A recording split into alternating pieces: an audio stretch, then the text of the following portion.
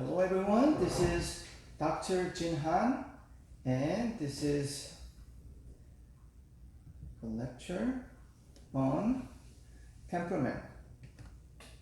Okay, understanding temperament in marriage and family is very, very important. It's because, according to many different researches, we live our lives according to our temperament. And also because when men and women are attracted to one another, it's not only the physical or other ingredients, other factors that make them attracted to each other, it's the temperament differences.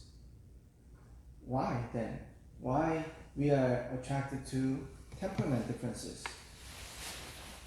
I believe it's because we were made to be a helper. As a husband and wife, we're supposed to help each other. And in order to become a helper, you need to have some differences. Otherwise, if you have the same strength, same personality, there's not much things that you could do.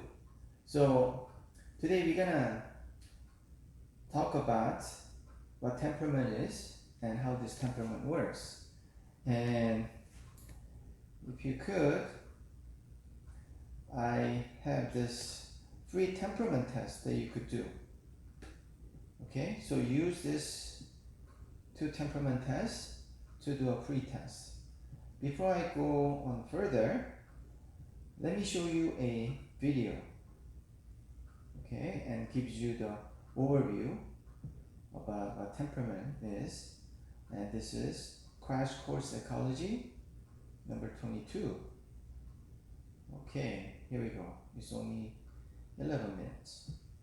Your personality may be friendly, creative, quirky. What about nervous or timid or outgoing? What has anyone ever called? Let me start from the very beginning. How would you describe your personality? Maybe friendly, creative, quirky. What about nervous or timid or outgoing? What has anyone ever called you a sanguine? What about a kapha or full of metal? Ancient Greek physician Hippocrates believed personality manifested itself in 4 different humors. And basically, you are who you are because of your balance of phlegm, blood, and yellow and black bile. According to traditional Chinese medicine, our personalities depend on the balance of 5 elements: earth, wind, water, metal, and fire. Those who practice traditional Hindu Ayurvedic medicine view each other as unique combinations of 3 different mind-body principles called doshas. So Sigmund Freud thought our personalities depended in part on who was winning the battle of urges between the ego and superego. Meanwhile, humanistic psychologist Abraham Maslow suggested that the key to self-actualization was first successfully climbing a hierarchy of more basic needs. And then you got your BuzzFeed quizzes to determine what kind of pirate or font or sandwich or Harry Potter character you are. But I would never take one of those seriously. All this is to say that people have been characterizing one another for a long, long time, and whether you're into blood or bile or ego or id or BLT or PB and J, there are a lot of ways to describe and measure a personality. And all these theories, all the years of research and cigar smoking and inkblot gazing and the fans debating whether they're more of a Luke or a Leia, they're all funneling down to one big central question. Who or what is the self?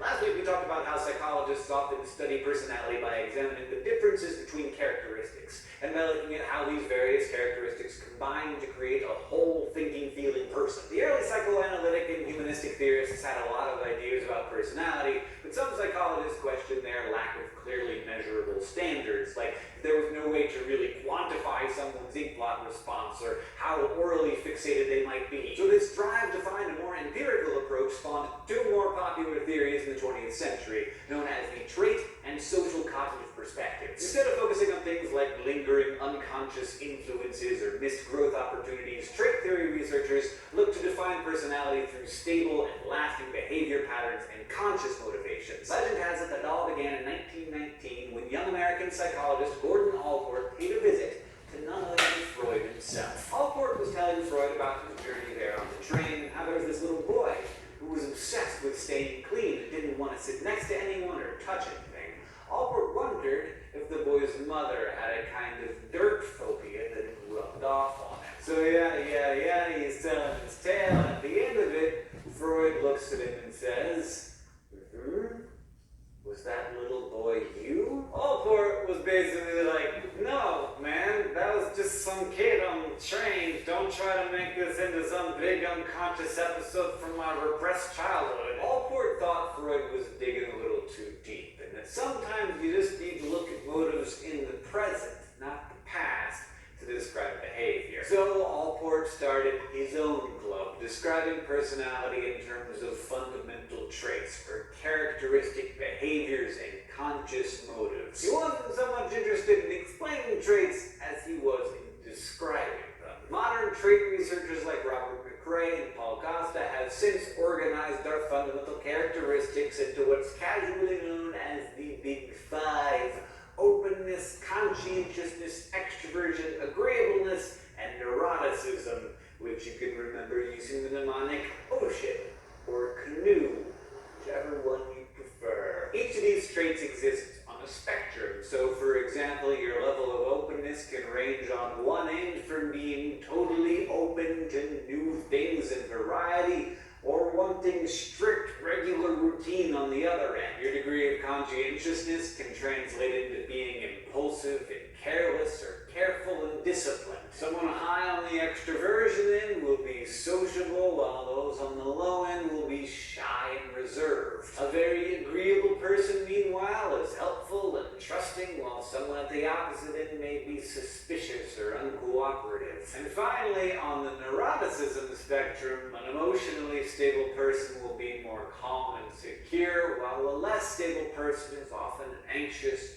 insecure, and self-pitying. The important idea here is that these traits are hypothesized to predict behavior and attitude. Like an introvert might prefer communicating through email more than an extrovert, and an agreeable person is much more likely to help their neighbor move that couch than a suspicious one who's just glaring through the window. By adulthood, trait theorists will tell you these characteristics are pretty stable, but it isn't to say that they can't flex a little in different situations. Like that same shy person might end up singing Elvis karaoke in a room full of people under the right conditions. So our personality traits are better at predicting our average behavior than what we do in any specific situation. And research indicates that some traits, like neuroticism, seem to be better predictors of behavior than others. This flexibility that we all seem to have leads to the fourth major theory on personality, the social cognitive perspective. Originally proposed by our Bogle-beating friend Alfred Bandura, the social cognitive school emphasizes the interaction between our traits and their social context. Bandura noted that we learn a lot of our behavior by watching and imitating others. That's the social part of the equation. But we also think a lot about how these social interactions affect our behavior, which is the cognitive part. So in this way, people and their situations basically work together to create behavior. Bandura referred to this sort of interplay as reciprocal determinism, meaning that, for example, the kind of books you read or music you listen to or friends you hang out with say something about your personality because different people choose to be in different environments. And then those environments in turn continue to reinforce our personality. So if Bernice has a kind of anxious, suspicious personality, and she has a serious Titanic crush on Sherlock Holmes, she might be extra attuned to potentially dangerous or fishy situations. But the more she sees the world in that way, the more anxious and suspicious she gets. In this way, we're both the creators and the products of the situations we surround ourselves with. That's why one of the key indicators of personality in this school of thought has to do with our sense of personal control. That is, the extent to which you perceive that you have control over your environment. Someone who believes that they control their own fate or make their own luck is said to have an internal locus of control, while those who feel like they're just guided by forces beyond their control are said to have an external locus. Now, whether we're talking about control versus helplessness, introversion versus extroversion, calm versus anxious or whatever. Each of these different personality perspectives have their own methods of testing and measuring personality. We've talked before about how the psychoanalyst super hunk Herman Rorschach used his ink blot testing for information about a person's personality. We know that Freud used dream analysis, and both he and Jung were fans of free association. The broader school of theorists, now known as the psychodynamic camp that descended from Freud and pals, also use other projective psychological tests, including the famous thematic apperception test. In this kind of test, you'd be presented with evocative but ambiguous pictures and then asked to provide information about them. You might be asked to tell a story about the scenes, considering things like how are the characters feeling, what's going on, or what happened before this event and what will happen after. Like, check it out. Is the woman crying because her brother just died or from a bee sting? Or is she a maid laughing because some royal just passed out drunk in his bed? Or perhaps the object of her long-burning affection is just confessed as love in a fever haze, all Jane Austen style, just having a mini breakdown in the hall. The idea is that your responses will reveal something about your concerns and motivations in real life, or how you see the world, or about your unconscious processes that drive you. By contrast with that approach, though, modern trait personality researchers believe that you can assess personality traits by having people answer a series of test questions. There are lots of so-called personality trait inventories out there. Some provide a quick reading on a particular enduring trait like anxiety or self-esteem, while others gauge a wide range of traits like our friends the Big Five. These tests, like the Myers-Briggs, which you might have heard of, involve long questionnaires of true-false or agree-disagree questions like, do you enjoy being the center of attention? Do you find it easy to empathize with others? Or do you value justice over mercy? But the classic Minnesota multiphasic personality inventory is probably the most widely used personality test. The most recent version asks a series of 567 true-false questions, varying from no one seems to understand me, to I like mechanics magazines, to I loved my father, and is often used to identify emotional disorders. Then there's how Bandura's social cognitive camp sizes you up. Because this school of thought emphasizes the interaction of environment and behavior rather than just traits alone, they aren't solely into questions and answers. Instead, they might measure personality in different contexts. Understanding behavior in one situation is best predicted by how you acted in a similar situation. Like if Bernice freaked out and tried to hide under the bed during the last 5 thunderstorms, we can predict that she will do that again next time. And if we conducted a controlled lab experiment where, say, we looked at the effects of thunderstorm noises on people's behavior, we might get an even better sense of what baseline psychological factors could best predict storm-induced freakouts. And finally, there are the humanistic theorists like Maslow. They often reject standardized assessments altogether. Instead, they tend to measure your self-concept through therapy, interviews, and questionnaires that ask subjects to describe both how they would ideally like to be and how they actually are. The idea is that the closer the actual and ideal are, the more positive the subject's sense of self. Which brings us back to that biggest motherlode question of them all. Who or what is the self? All the books out there about self-esteem, self-help, self-awareness, self-control, and so on are built upon one assumption, that the self is the organizer of our thoughts and feelings and actions, essentially the center of a personality. But, of course, it's a sticky issue. One way to think about self is through the concept of possible selves, like your ideal self, perhaps devastatingly attractive and intelligent, successful, and well-loved, as well as your most feared self, the one who could end up unemployed and lonely and run down. This balance of potential best and worst selves motivates us through life. In the end, once once you factor in environment and childhood experiences, culture, and all that mess, not to mention biology, which we haven't even touched on today, can we really firmly define self or answer certainly that we even have one? That, my friend, is one of life's biggest questions, and so far it has yet to be universally answered. But you learned a lot anyway today, right? As we talked about the trait and social cognitive perspectives, and also about different ways these schools and others measure and test personality. We also talked about what self is and how our self-esteem works. Thanks for watching, especially to our subbable subscribers who make crap. Okay, so that's an overview. So I do want you to take a time to do this test. You're not going to have this test written on your original textbook, the note that I have sent you guys. So you could just jot this down and try this. And actually there's so many free tests out there these days. So you could just search MBTI, Myers and Briggs type indicator, just as the video indicated. MBTI is the most widely used, and the MBTI center is pretty much everywhere in the world.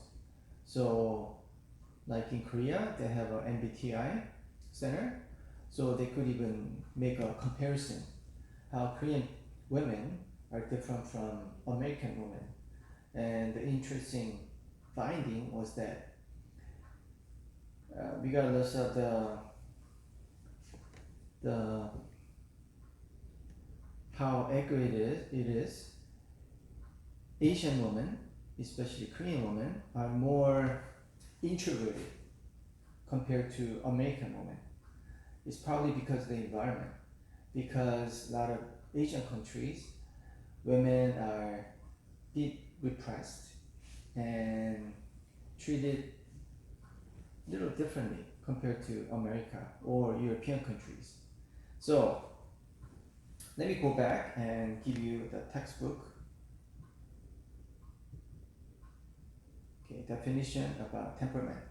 Okay, what is temperament? The basic foundation of personality, usually assumed to be biologically determined and present early in life, including such characteristics as energy level, emotional responsiveness, demeanor, mood, response, tempo, behavioral inhibition, and willingness to explore. Okay? But if I just put it simply, there's no right and wrong in temperament or personality. So it's just a preference. Some people prefer Chinese food, some people prefer Italian food. Some people like to go to the mountain, some people like oceans, just like that. There's no right and wrong, or good or bad. It's just a preference, okay? But the thing is, a lot of couples, they're attracted to each other's temperament when they're falling in love. But after they got married, living together for a while, they realize that each other's temperament has some flaws and weaknesses. And if they focus on the weaknesses, then they're gonna have a whole lot of issues, whole lot of problems. And they begin to have conflicts because of those. Okay, for example, I know a couple, they were attracted to each other because the husband is an incredible talker and he's an entertainer. He could really entertain everybody, especially his wife, because his wife is very reserved, introverted, very quiet kind of person, and she's not as sociable. So even though she did so well at school, so she was a professional already by the time she was only 28. Okay, she's a a medical doctor. Okay? But then she just invested so much time and energy into just studying, and also at the same time, her personality is not really attracted to just going to parties and doing all those things. So she spent majority of her time studying, going to church, and try not to waste her time. So even though now she's professional, she makes really good money and all, but she didn't have many friends, and obviously she didn't have many dating experiences. And then she met this guy, eventually who became her husband, an incredible entertainer. They met at church function, and then immediately they really liked each other because this guy could really make her happy, make her laugh, make her feel important, because he could always say nice things about her. And he has obviously tons of friends, and he knows where to go for meal and where to go for special occasion. He knows all the romantic places. That's because he had many girlfriends, and he just knows how to treat women in a right way. A lot of practices. And for the man, he was attracted to her because she was very neat. She's professional. She finished everything. But for him, he's still in college. Okay, for last 10 years, he's been attending school. He's a good guy, smart, but then he doesn't have the discipline. He's just too busy going to parties and entertaining himself. So he will start ambitiously each quarter, taking like 7 classes, but by the time the course ended, he barely finished like 2 classes. He dropped, most of the classes. That's how it has been. So he does have a job, but not as stable, and that's not the dream job he's looking for. He still needs to get his bachelor's degree and all that. So anyway, from the get-go, they fall in love. They really like each other, and every time he make a comment or say something, she will laugh. She will really compliment him. So they got married, okay, in a hurry. But then problem began to emerge from the honeymoon. So the husband went out to get some drink when they arrived at the hotel. Nice Maui, okay, resort. And then he's not coming back. He's supposed to come back in 30 minutes, but 2 hours passed. He hasn't come. Finally, after 2.5 hours, he came, but he's not alone. He came with some friends that he met at the grocery store. Okay. He ran into some childhood friends, and they also came to Maui for honeymoon. So without asking his newlywed, the wife, brand new wife, he just brought them over. Okay, so for her point of view, this is no. Okay, first of all, if it was her, he should have called her, let her know what's going on, because she was worried sick, and she's a medical doctor, and she's thinking about all kinds of emergency situation. Because in her book, she will not do that. She will do the common thing, like at least call or let her know what's going on. But for 2.5 hours, her imagination ran wild. Who would leave his newlywed wife, at the hotel by herself? But then he was just so happy talking to this childhood friends, and they're also having a wonderful time at Maui for their honeymoon. So without asking the wife, he just brought the couple over, okay, and they didn't go right away. They just talk and talk, and they just almost stay until like midnight. So she's very very upset to the point that she's angry, she's furious, okay, because this is a special night, the first night at the honeymoon, and so that was the beginning of the conflict. But for husband's point of view, it's not fair, because for him, he's a extremely extrovert person. Because according to Jung, extroverted person receive energy. They gain energy when they meet strangers, okay? When they meet new people. But for introvert person like this wife, she lose energy. It's nothing to do with disliking social events or no, there's nothing like that. It's just the preference, okay? That she's not as social as the husband. That's why they're attracted to each other, and they could complement each other's weakness and become complete, okay, being a helper. But then her husband is going too extreme, because even after that honeymoon, horrible experience for her, he keep bringing people without letting her know, without unannounced, okay, and it is very stressful for her, okay. But for him, he's not trying to make her mad or making her crazy.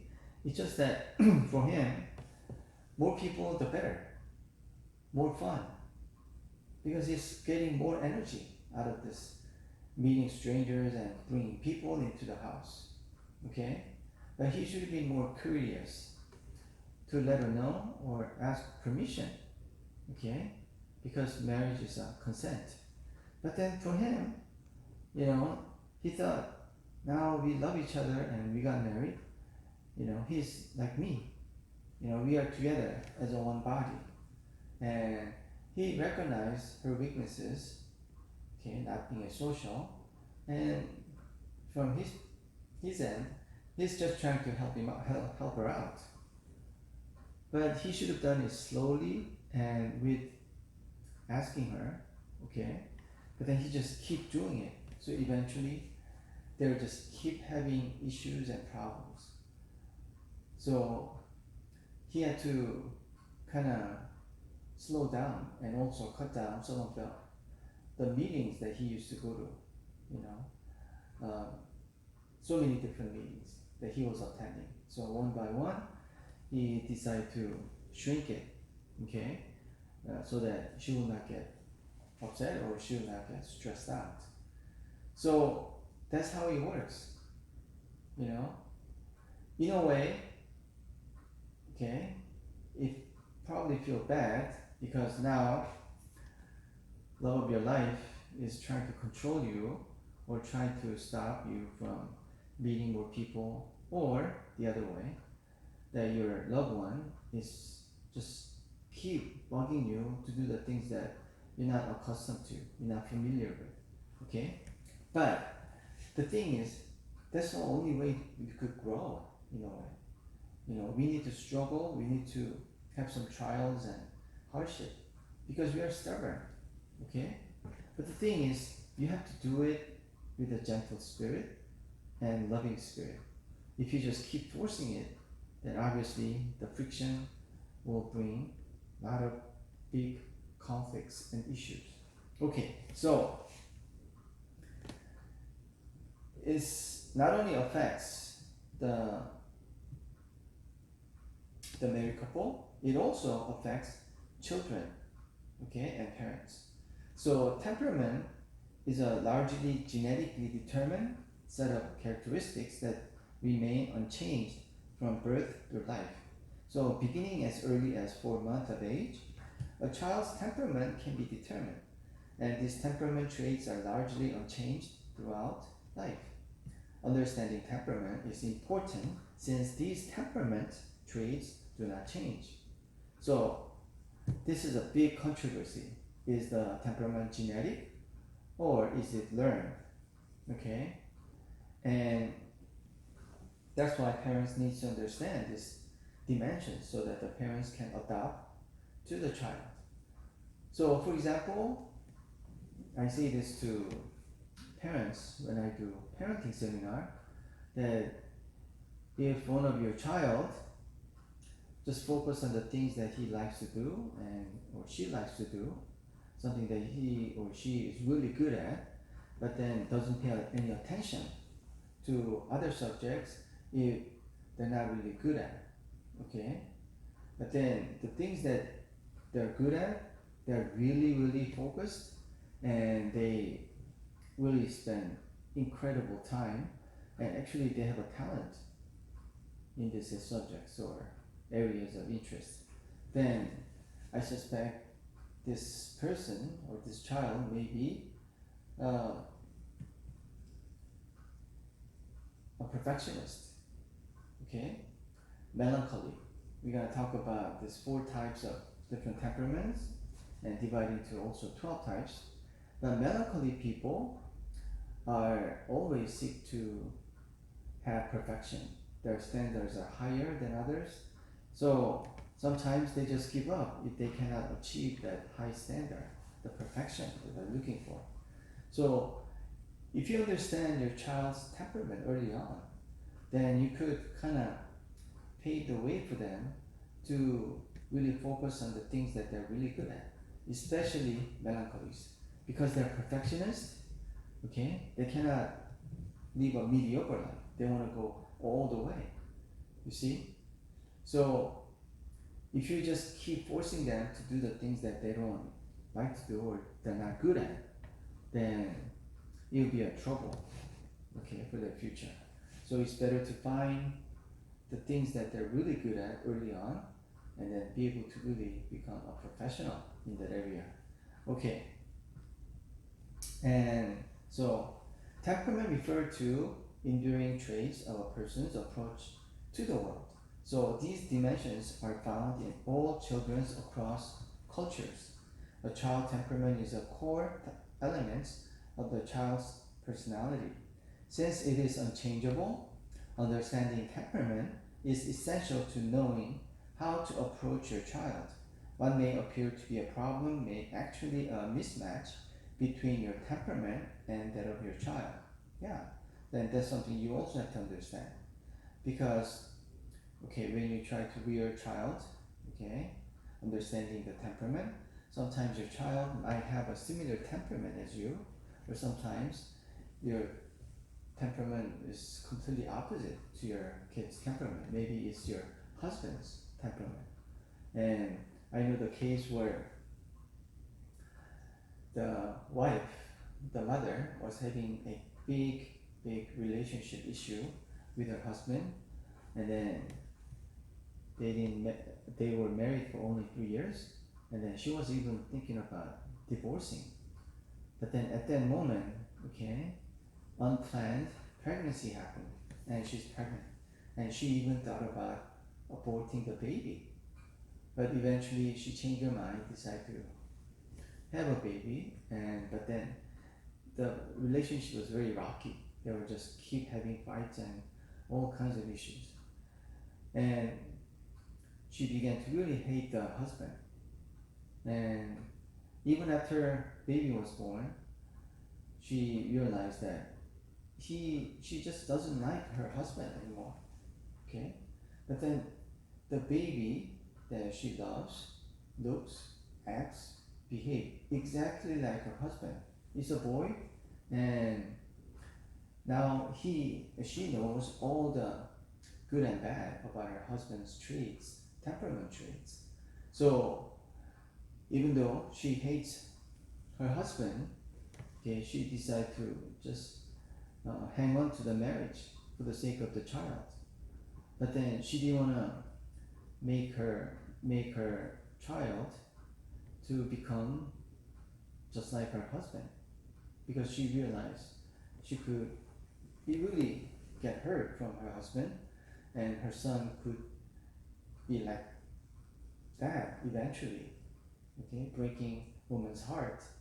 Even she was thinking about, he's like a monster. Okay? Even though because she was subjective about the relationship, okay, and about her husband's temperament. Because, like I said, it's a preference when it comes to temperament. It's not, there's no such a thing as a perfect human being on this earth. Jesus Christ was the only one who was perfect, lacking in nothing, without sin, okay, through the miraculous conception by the Holy Spirit. Mary was virgin, okay. So Jesus Christ did not know any sin.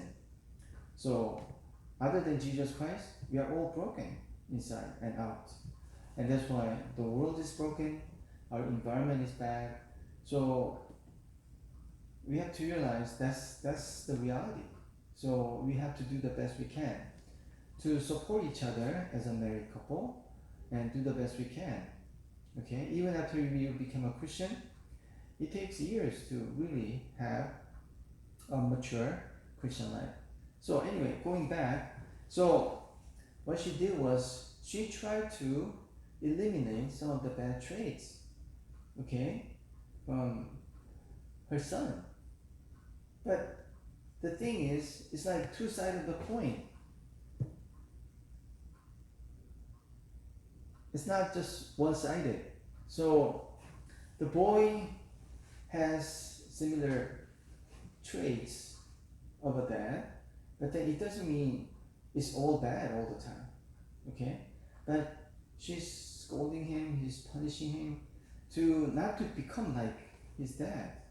But the thing is, they're similar, And so the issue is when the husband and wife go through this constant fight and conflict, they bring the worst in each other. You see? I've seen that in like counseling sessions all the time. Okay, some of the people that I know, they came to see me seeking help, and I know they're civilized, they're a really good Christian couple, but then when they begin to fight, the worst in them comes out. Sometimes they're the ones who are surprised. I didn't know I'm so evil, okay, and she's bringing out the worst in me. You see, that happens, okay? So you have to be more objective about these kind of things. So that's why we need to understand temperament. Okay, so these are the things that you need to understand. Activity levels, physical motion during sleep, play, work, eating, and other daily activities, high or low, active or inactive. So obviously, kids who are extroverted, they have more energy. Kids who are introverted, they have low energy. Regularity, regularity. The predictable recurrences of a child's response to daily events. The rhythm of their body functions such as sleeping, eating, elimination. In school age children, regularity is observed as consistency, organization, or predictability. Is a child orderly with toys and possessions? Is a child's after-school routine the same each day? So predictable or unpredictable, you see? And initial reaction. The children's reaction to new people, places, things, food, and routine. For example, tries new food, refuses or looks it over, pokes it, and then tries a bite. Bold or inhibited, approaching or cautious. You see, a lot of traits are one way or the other. Sometimes in the middle too. Adaptability, like initial reactions, but refer to children's long-term adjustment after the initial response. The easy or difficulty with which the children's first reaction can be changed. How quickly does the child make transition or adapt to changes in routine? How quickly can the child make a choice? How does a child react to last-minute changes? Fixable or rigid? Quick or gradual? Okay, there's more. Intensity. How much energy the child puts into a response. Is a child loud? How does a child respond to disappointments, praise, failure, surprise, or frustration? Intense or mild? Mood. What is child's dominant mood or overall pattern? Is child generally positive, negative, or in between? Okay, and distractibility. Is the child able to tune out surrounding sights, sound, or people, or continue without interruption? Or is the child distracted by outside stimuli? This is not the same as persistency. A child can be easily distracted, yet return immediately to the task at hand and stick with it until it is completed. How quickly can a baby be smothered? Okay, smoothed. Rarely or often. Soothed. Okay. Persistency or attention span. Persistency is the child's tendency to stick with an activity despite interruptions or outside distractions. Attention span is demonstrated by how long a child sticks with the activity when there are no interruptions, often or rarely, persistent or not, short or long. Okay, sensitivity. Sensory threshold or amount of stimulation requires to get a response. Watch all five senses: sight, hearing, touch, smell, and taste. Okay, non-reactive or sensitive. Okay, so all these things help to understand your child's temperament. Okay, before I go further, just wanted to make sure. So when it comes to temperament, the huge controversy has been, is it genetic or environment?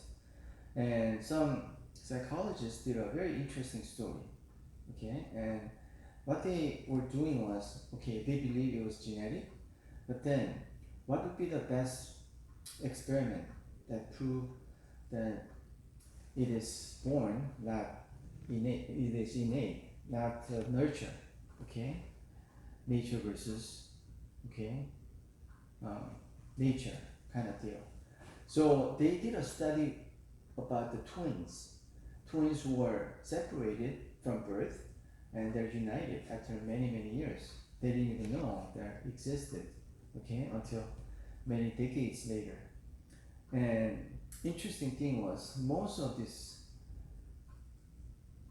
twins, they are very similar because they share same DNA.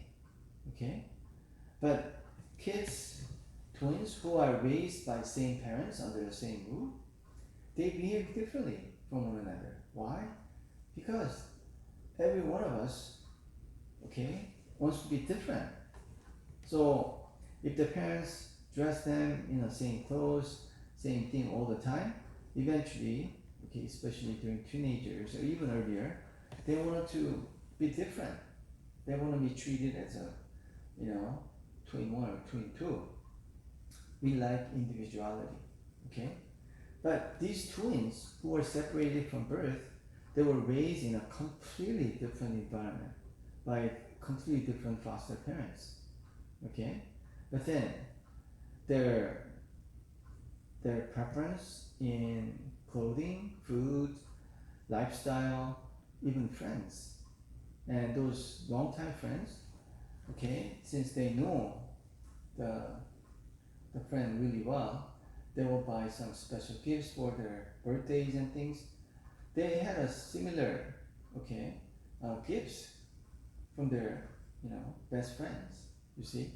So it is obviously genetic, but it will be enforced by the environment as well. Just like the example that I shared, wife who had a baby while she was going through a really tough time with her husband. She really didn't like her husband. That's why she tried to raise a son who looked and behaving just like his dad to be different, because good intentions, that she's trying to eliminate some of the bad traits. But then the thing is, that's part of him, okay? And she should not force him to, to change that completely, because we are supposed to be, okay, broken people from the get-go, you see? But it doesn't mean, you shouldn't stop trying. I'm saying you have to focus on the strength, not the weaknesses. That's actually what I'm going to talk about just now. Okay, do's and don'ts of the temperament theory. Do not use it to embarrass others. Do not use it to excuse your weaknesses. Do not use it to categorize people. Okay, one thing that actually we are kind of doing it, but it doesn't mean that I'm trying to put you in a box, because even the people with the exactly same scores in their temperament, results, assessment, test results, they're not the same people. You see, there's no such a thing as the same people on this earth. Okay, even the twins who has same DNA, if you look closely, it's not that they're completely same person. Temperament might be same, but then their perspective, their philosophy will be different. Okay, so then how do we do this? Do we use it to accept yourself? Do you use it to improve yourself? And do you use it to understand and accept others? So that's what we should do. Okay, we're gonna talk about 12 temperament types that was originally presented by Hippocrates. Okay, he was mentioned in the video crash course that we watched, and he was as one of the most famous, scientist, medical doctor, philosopher, and even psychologist. So he was the first one who bring this scientific typology of personality, and he's considered as the father of Western medicine. So all the doctors, when they become, doctors, they do the Hippocratic oath, So he was multi-talented. So it was formulated, the first scientific typology of personality, in the 5th century BC, and he was also the first recorded theory of personality, which was modified later by Aristotle or Gland. The ancient Greek believed that the nature consists of 4 elements: air, earth, fire, and water, and each of these cosmic elements were presented in human body as a corresponding humor or bodily liquid: blood, black bile, yellow bile, and phlegm. And Hippocrates postulated 4 temperament types, each of which corresponded to a predominance of one bodily fluid. But sadly, his theory was based on complete hoax. He wasn't as scientific, and he was really bad. So no one, believed what he did was correct. But still, he paved the way for the first typology of temperament theory. And actually, I'm gonna use his terms, not the theory, but the terms that he used. 4 types: sanguine, choleric, melancholy, and phlegmatic. And you have this note, so you could do this, and or you could also use the online one. It might be even easier. Just follow the link, and this one, you have to check 1 or 2 words that applies to your personal behavior. If you feel like you're animated, at the same time you're analytic, check 2, or 1, but no more than 2. And you could even skip if you're kind of confused or don't know. But if you skip 20 words, then you're not going to have accurate results. So if you keep doing this from left to right, it's only 40 questions. After you do all that, what you need to do is you have to count the ones that you check. Okay, from top to bottom, column by column. Okay. So when you are doing the test, assessment test, you go each line. Okay, left to right. But when you count them, you count the one that you check from top to bottom, column by column, and you add up the total. You do the same thing for the second page, and at the end, add up two totals together, combined totals, and with that total, okay, you probably get the higher score in certain column. Then usually you will have at least two higher scores. Okay, some people even have one higher score, two are the same, so three similar things. That's fine. After you read the descriptions of what it is, you might be able to be more pinning down what your temperament could be. Okay, because actually the temperament is a combination of at least two or three. Okay, combination of temperament. Okay, so for example, let's say you had 25, you have 19,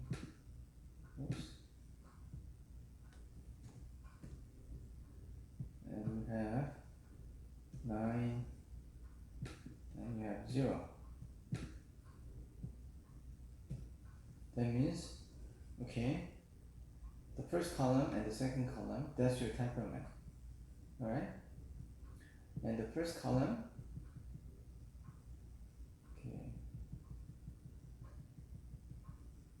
is sanguine, second column is choleric. So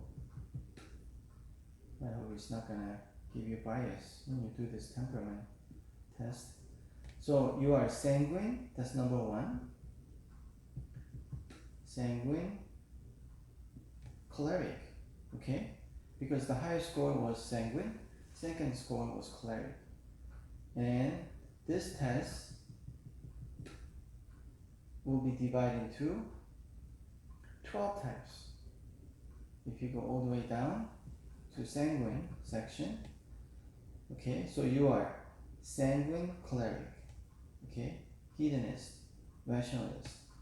So you have the traits of a sanguine and also traits of a choleric, okay, and that's how it goes, okay, from choleric to sanguine to melancholy and phlegmatic, okay.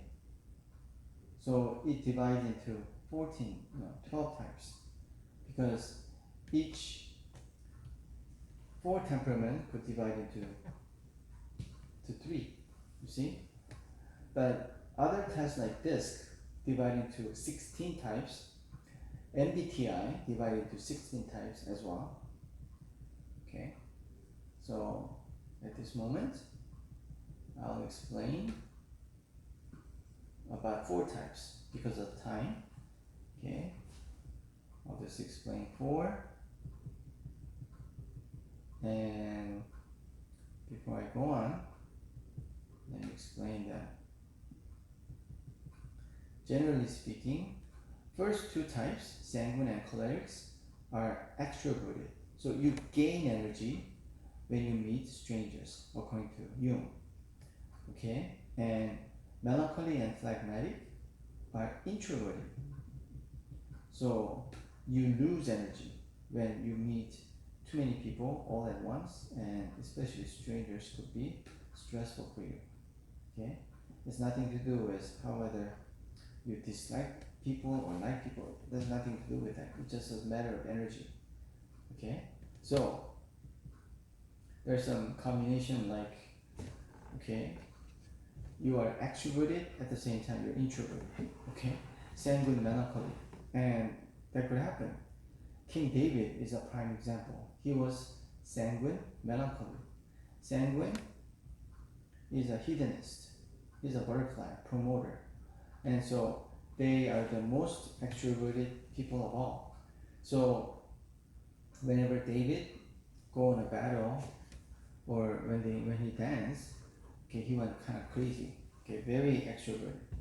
Okay, and he was also a very diplomatic person. But at the same time, when he's alone with God, he was a poet.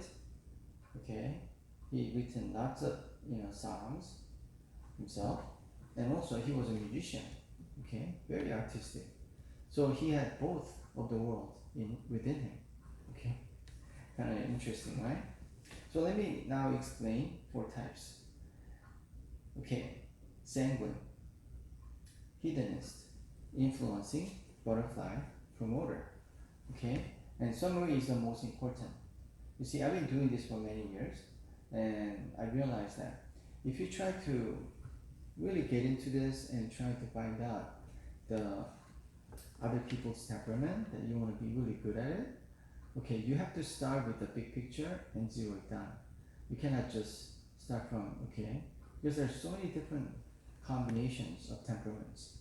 So you start from very easy ones, like is he extrovert or introvert, okay?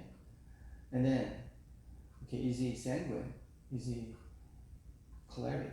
Is he melancholy? And then you go further in, maybe he's a combination of sanguine, melancholy, or choleric, phlegmatic, vice versa. So that's how you expand. You cannot do this all at once, just go into all the details. You'll get confused. And the thing is, human beings are complex. Especially psychology could be very confusing. So always start with a simple truth and dig in further and expand. Okay, and also there's a lot of junk in psychology, especially secular psychology. So you need to have a discernment to recognize what is truth and what is not. So you need to kind of pick and choose. Okay, going back, the sanguine's role is a star. Goal is have fun and applause. Okay, and there's nothing wrong with that. They're just very entertaining people. Okay, and they want to be a star. So whenever I see people with this potential, especially when I was doing my ministry in youth, okay, group, I'll intentionally choose sanguine students to make announcements and also, invite them to be the praise team. They love to sing and dance and all that, and try to give them the light so that he could do like MCs and things like that, and they excel in those roles. You see, if I ask melancholy to make an announcement, they'll freak out, okay, because they're shy, okay. And direction is happy way, okay. They want to be happy, and they bring a lot of happiness into the group whenever they walk in. Depression, when life is no fun, there's too much criticism. Okay, the thing is, they are very, very emotional oriented. So a lot of times, sometimes they say things they shouldn't say. They reveal things they should not reveal. Okay, in a negative way, they're really big mouth. Okay, and so they're so-called open book. They cannot hide a secret. They have to blur it out. Okay, mask is personality cloud. So whenever they're under stress and they're under emergency, okay, their defense mechanism is they want to bring more happiness to the people, and they want to kind of cool everybody down by being a personality cloud. Okay, so what's their strength? Appealing personality, talkative, storytelling, life of a party, okay, good sense of humor, memory for color, physically holds on to, listener, emotional and demonstrative, enthusiastic and expressive, okay, sincere at heart, always a child. They have a very childlike heart, and more than anything, they just bring fun into the group. They bring energy, okay, they're like an energizer. And okay, how about their emotional weakness? They're compulsive talker, exaggerates and elaborates, dwells on trivia, can remember names, scares others off, too happy for some, okay, has restless energy and all those things, okay. Seems phony to some, never grows up, okay. You could look at other areas. So what kind of potential in their vocational? What's the best vocational, okay, career they could look for? A lot of times there are people-oriented salesman types who excel in public relationship, people helping, anything that requires charisma. So there are a lot of salesmen who has the sanguine personality. There are actors also, entertainers, ministers, and hospital workers. So they cannot work in a cubicles, doing same thing over and over again. Rather, they are constantly, okay, are curious. Meeting new people is the best job. So you will see a lot of sanguines at the used car parking lot. Okay. Biblical characters. Okay. Typical sanguine was King Saul, Aaron, and sanguine cleric was Peter. Okay. So Peter, for example, not only he was very emotional, but at the same time, he had a leadership. Okay, he did have a cleric. So that's why he was one of the top leader, okay, from early church era. Okay, and as I mentioned earlier, okay, sanguine melancholy, David. So David had a very interesting personality. He had both extroverted and introverted temperament. Okay, famous character, President Ronald Reagan. Okay, and Joan Rivers. Okay, let's move on. So they're saying that when sanguine walks into the room, okay, their mouth comes in first, body follows. They're really talkative. They're good people. All right. Oops, what happened here? I see two. Oh, okay, sorry. I went back somehow. Okay, cleric. Clerics are rationalist, dominance, elephant, and controller. So from butterfly to elephant, the role is the director, goal is have control, direction is my way. Happy way to my way. Okay? When do they get depression? When life is out of control and there's no appreciation. It's all about control and results. Okay?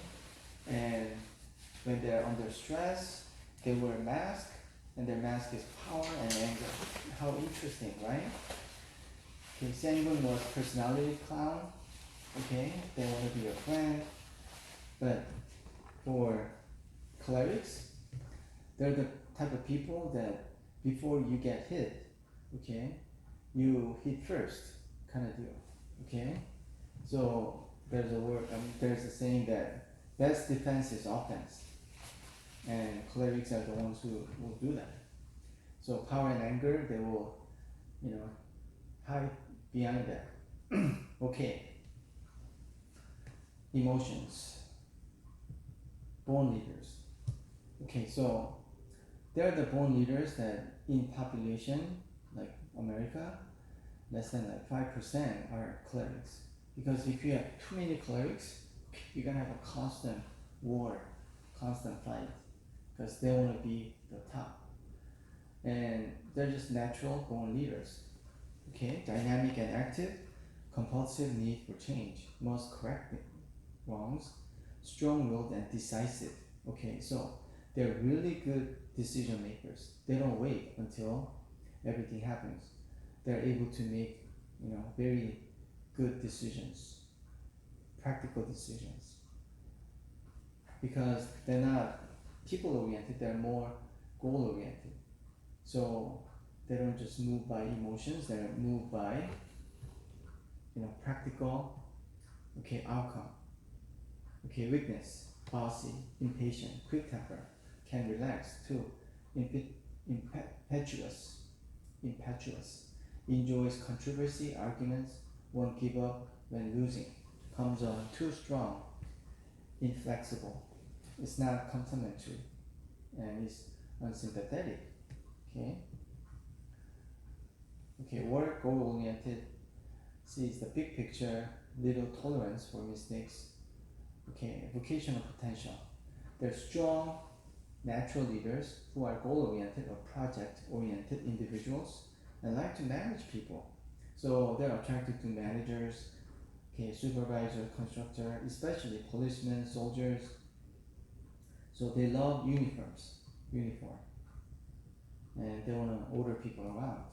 And there's nothing wrong with it, okay, as long as you do it with a good purpose, good heart, okay. The typical Bible character is, okay, Solomon was a typical cleric, and Joshua was a cleric sanguine, and Paul was a cleric melancholy.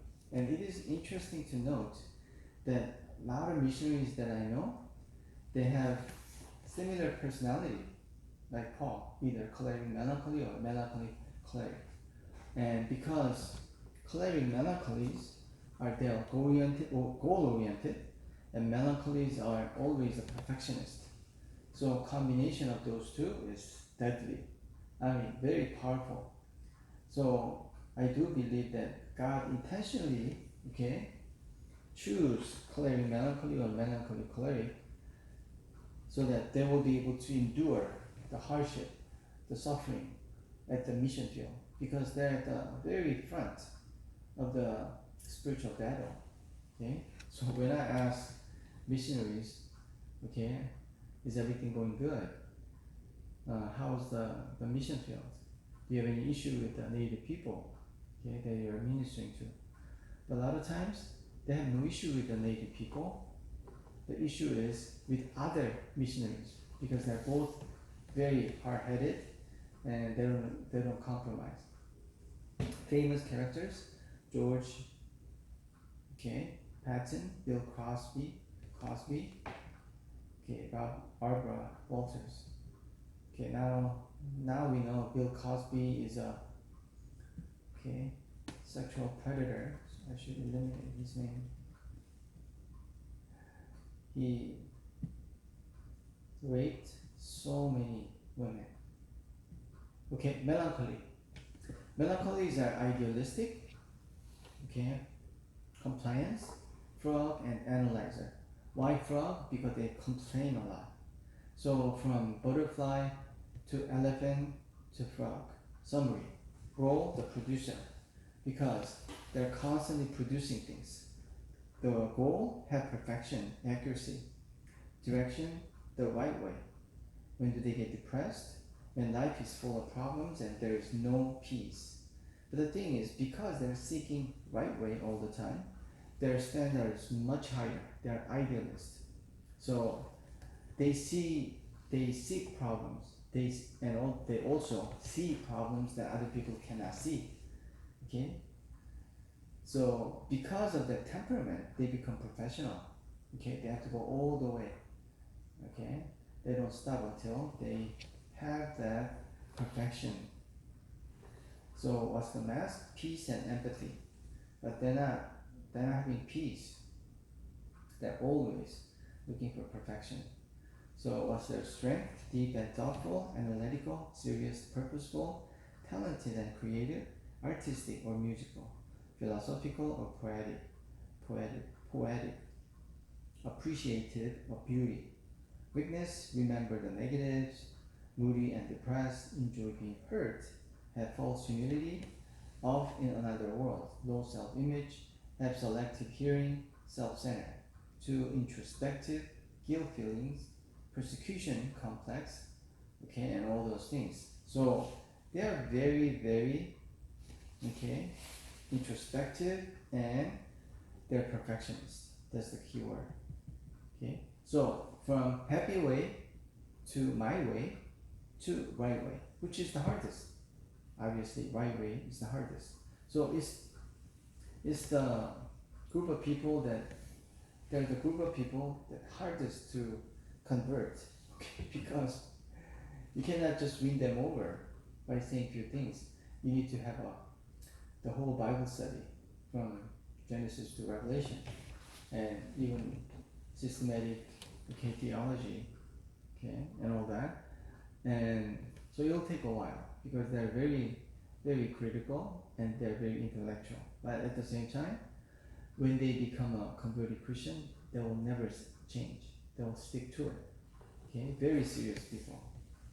So for vocational potential, they're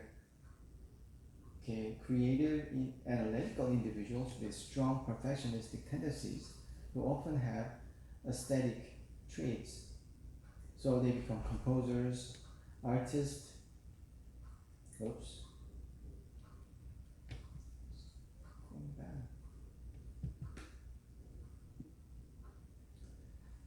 Philosophers, inventors, okay, educators, carpenters, and all that. So they are very, very artistic, and they have a really full potentials. Biblical character, typical melancholy was Esther. Melancholy, sanguine, phlegmatic was Elijah, very complex person. But more than that, Moses was melancholy, phlegmatic, choleric. Okay, he lived in a duality. He was born as a Jew, a slave, okay, boy, but then he was adopted to the Egyptian princess. So he was living in a palace as a prince. So he was always torn, and even his temperament was complex. Okay, also the famous character, President Jimmy Carter was melancholy. Albert Einstein was melancholy. Okay. Okay, last one. Oops.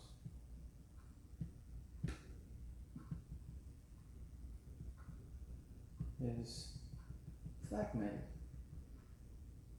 Okay, so phlegmatics are traditionalists, steadiness, total, and supporters.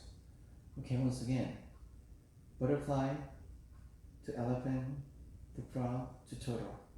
The role for phlegmatics are the audience, and that's the key word. Because they're always looking in from outside, and because of that, they're very objective and they're incredible critics. They don't get involved, they're just looking, okay, in from outside. Goal is to have peace and unity, direction is easy way, okay? Find the easy way to do things. So they're the ones who do not really maximize their potentials, okay? Whereas cholerics, maybe they're not as, okay, artistic or full of talents like melancholy, but because of their diligence, they are really good at maximizing their full potentials. The phlegmatics, they could be very lazy and they don't do things, okay? And they're incredible procrastinators too. Depression, when life is masked and there's no hope. Mask, perfection and pain. So what's their strength? Low-key personality, easygoing, relaxed, calm, cool, and collected. Patient, well-balanced. Weakness, unenthusiastic, fearful and worried, indecisive. Voice responsibility, quiet, will of iron. But once they're into something, they're very steady, they're responsible, but they're not as ambitious. Why? Because I believe it's because their audience, okay? From early on, they realized, okay, the life is full of problems and eventually everybody dies. So, because they're able to look at things from outside in, they already figure out what's going to happen and they lose motive, okay? Alright, vocational potentials. Cool, detail-oriented individuals who tend to limit themselves. They can do statistical, microscopic work that will drive others berserk. So they become elementary school teachers, school admin person, librarian, counselor, engineers, statisticians, electricians, supervisors, and managers. And like I said, they're incredible critics. So when they're into sports, instead of just become a sportsman, they become a sports critic. When they like movies, instead of becoming the movie maker or actor or actresses, they rather just sit outside as an audience and looking in, okay, from outside and become a movie critic. And so biblical characters, phlegmatic Isaac. Isaac was a very typical, okay, biblical character. When I was young, I thought Isaac was such an incredibly mature spiritual person because he gave up his well 3 times. But back in those days in Middle East, okay, finding the water is very difficult because they have a desert-like, okay, weather. But then he just don't fight. He gave up. You know, eventually I found out it's not just he was a mature guy. He just doesn't like conflict. You know, he liked peace, unity. So he just gave up his well. Famous character, President Eisenhower, Coach Tom Landry. Okay, you probably don't know that person. Mother Teresa. Okay, phlegmatics. Okay, lastly,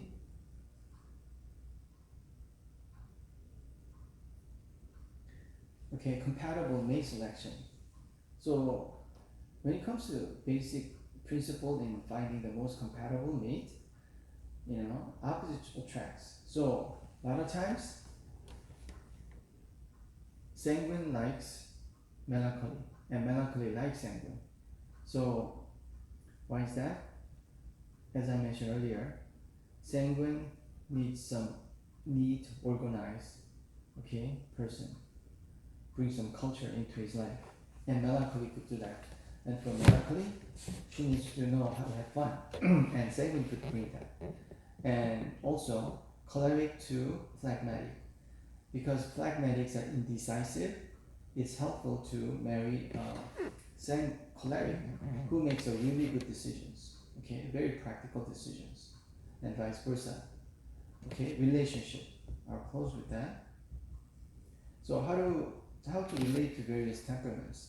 So for sanguine, you just have to accept and only relational. Let him talk a lot and remain a good listener. All you have to do is listen. So in my counseling experiences, the easiest person to counsel is sanguine. You just have to listen.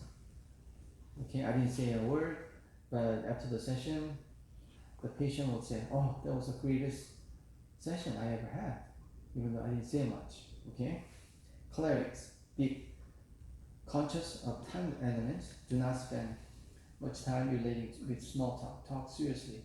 So when I talk to cholerics, I always talk about, okay, what's gonna happen first, okay, and talk about the process. Okay, they wanna know the result first. Melancholy, logic and principle are the most important things since they want certainty more than anything else in life.